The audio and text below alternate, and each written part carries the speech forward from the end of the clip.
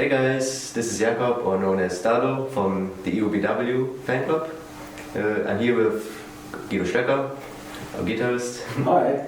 And we're gonna talk a bit about the new album that's coming soon. So, it's called Invictus. Yeah. Yeah, so how did you come up with that name? What's that?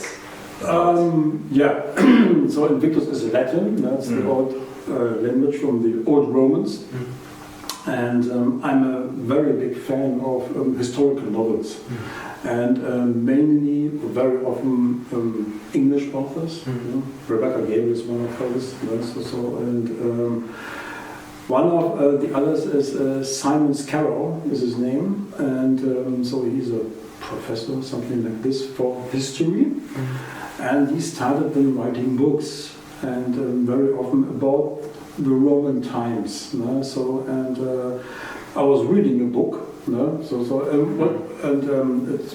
about, of course, a story about some soldiers. And then, but within a real story, what happened really. And this one was called Invictus. And so the album was already written, and the pre-production was done. And so then, of course, you are thinking about, okay, how to call the album. So what kind of title do we have? Originally, it was planned to be called Blood and Stones, because it's the opening track, but we had Fire and Soul. And so we don't want this again with this end connection. So, and then I was thinking, okay, what happened all the time, this infamous break we had, and what happened before. So there were, as in every band, you have some hard times, of course. And so one day, Bodyguerra switched to Guido Bodyguerra, because I was the only constant person, and I had a clear goal about it. And so it's a kind of Invictus means invincible. So we said, okay, that's a good name. It suits the whole situation. It suits the music. So the cover concept was then made due to this title. So at least I was reading a book. That's very good. So the tracks, did you do anything different than the other album? Did you go into it with a different mindset?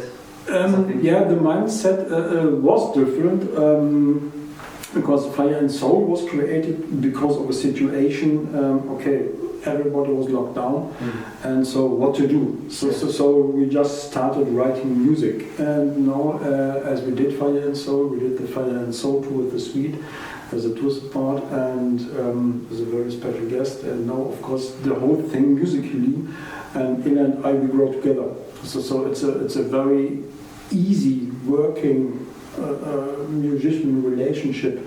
So like on the Fire and Soul album, on the first day, I gave her some tracks, some tunes that were already finished, and without vocals, without melodies, and she chose 3, and the same day at the evening, okay, can you track the 3 songs?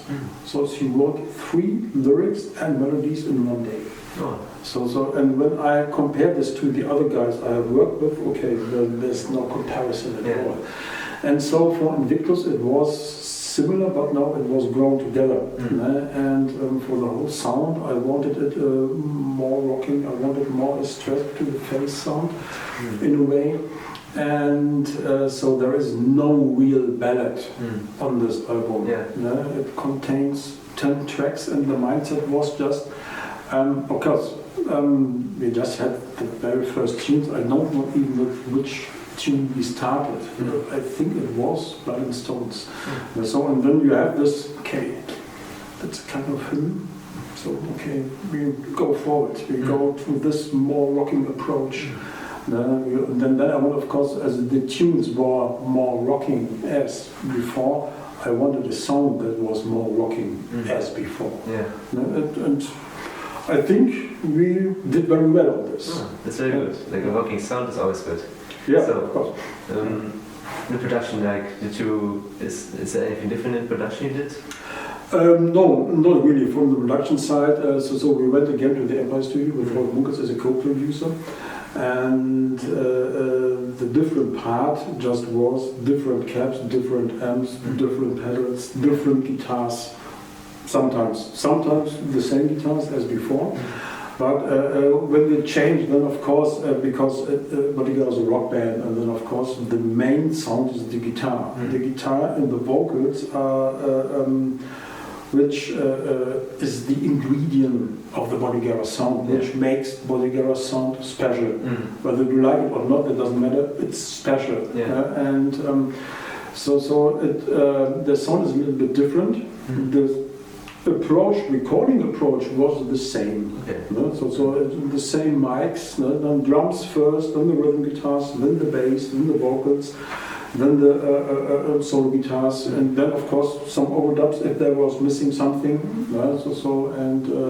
So this was the same as before, because as we went to the same studio with the same co-producer, I know him. We know what then, of course, and then we know what to expect, and it's always a very nice atmosphere to work. And even when there is certain things that don't come out as easy as you would like to, it's always easy to work there. And sometimes, and this is why we have a co-producer, because sometimes it's good to have someone from the outside to look inside, and then he says, "You can't play it like this. Do it different." Hey, what do you mean? No, it doesn't sound good. Do it different. But that's okay, because try it, and when you are not happy with it, then kick it. Very easy. But just try it. Okay, so it's very similar to your previous album, but like a bit more fluently. It went more fluently.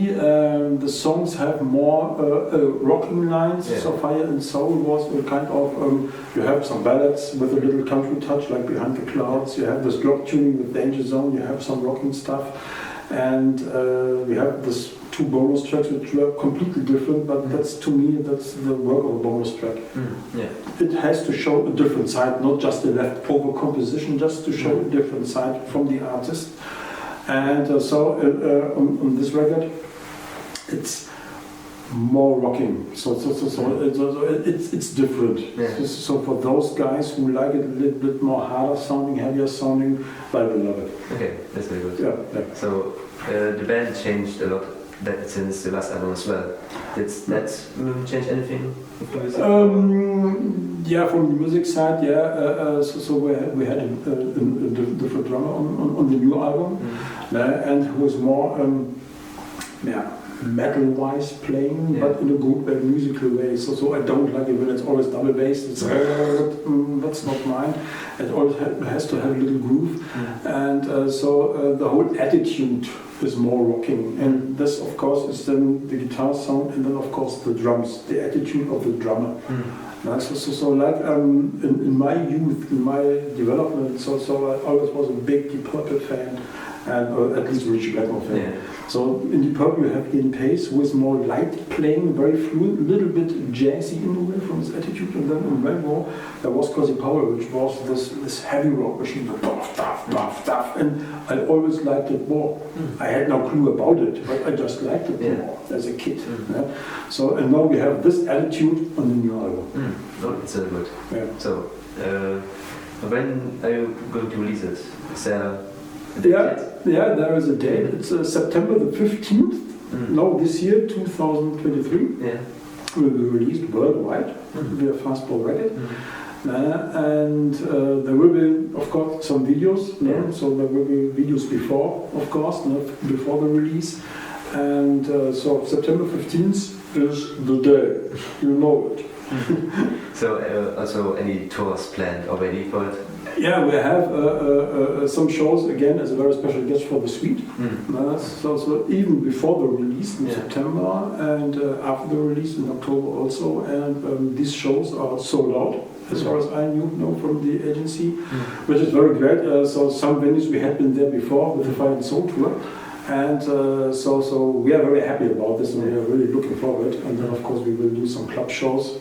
So one is confirmed on the release date. We will play the Hard Jazz Club in Münster. It's kind of intimate club for 200 people, something like this. And we choose this because they wanted a kind of release party in a way. Yeah. So very touchable. So when you have a big venue, you have always a big distance to the audience, and then of course in a very small club they can come very close to the stage. So you think the more rocking vibe from your new album is gonna really come through live very well? Yeah, of course. This is a must. Yeah. So I don't like it to do a big production and guitars here, guitars there, and more. And then you realize when you want to go on stage, okay, I need 3 more musicians to recreate these sounds. I don't like this. Yeah. And so to me, I like it pure. As I grew up with this one guitar bands, which I always liked the most. There were 2 guitar bands, very great, like early Accept, Scorpions, the early Iron Maiden, Judas Priest, and all these bands. They really had their signature tone sound. Yeah? So the signature tone for Bodyguerra is just one guitar. And I want this on stage, I want this in the studio. Of course, there's a modern kind of production, but again here, we had been with a new record 2 weeks in the studio, completely with recording. Yeah. Just 2 weeks.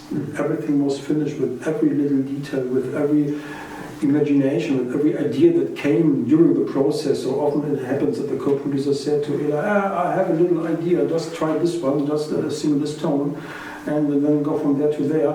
And this was then spontaneous. So some stuff we kept, some stuff not. But even with all these extras, we had been in the studio for 2 weeks. And this is how it should be for my taste. Yeah. Okay. So very easy, very fast, very good prepared.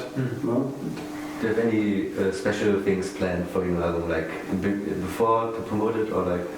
There will be a couple of videos coming, of course.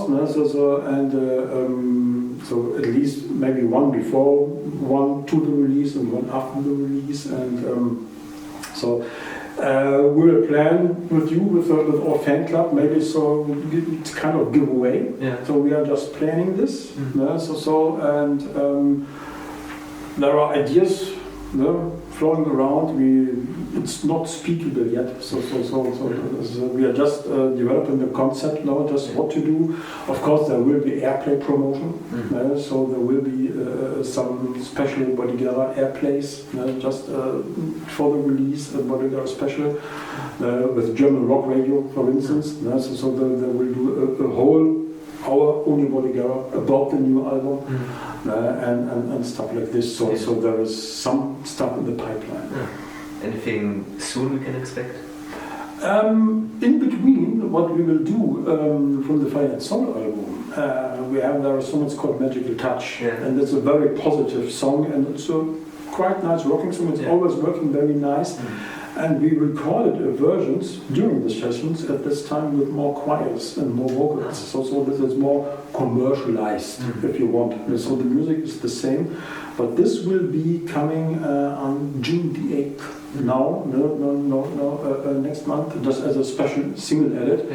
So this is the special before, and then there will be also some special presents from our merch shop. So we'll put together some stuff which you can find in our merch shop for a special price, of course. Then just also as a thank you to the fans, because with Fire and Soul we went at least as a kind of newcomer to number 15. So as from nowhere to number 15. And then of course to say thank you to the fans, we will offer them their special gift package. So with some different stuff you can buy separated on our shop, but as a special package also, so that you for a special price, just to say thank you. That's very nice. Okay. So anything else you want to announce or say? Not yet. Come to our shows. Keep yourself up to our tour dates and buy the album. It's Yeah, no, it's important for the artist that their music goes around the world, that the music is bored, and then that you can present your music live on stage. Because you don't sell records anymore in this amount as you used to, except you are AC/DC or something like this, then you will sell. But no, everything is fine. Okay. But anyway, if there is some question, so you can write a comment under the video and just pose a question on the comments, subscribe to the channel, and then you can get in touch with us, of course. Yes, of course. So yeah, so that's it. Yeah. Hope to see you all soon again in another video. And yeah, this is it. Bye bye. Bye bye, folks. We'll see you.